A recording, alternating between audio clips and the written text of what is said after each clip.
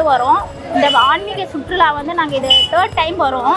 ரொம்பவே நல்லா இருக்குது. எங்களுக்கு வந்து இது வந்து ஸ்பெஷல் தரிசனமாக கூட்டிகிட்டு போயிட்டு எங்களை நல்லாவே வழி நடத்துகிறாங்க. டூரிஸ்ட்டுக்கு ரொம்ப நன்றி.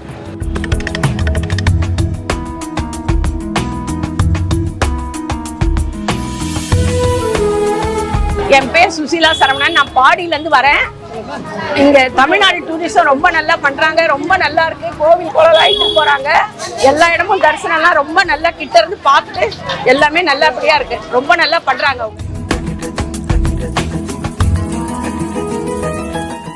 வெளியீடு உங்கள் செய்தி மக்கள் தொடர்புத்துறை.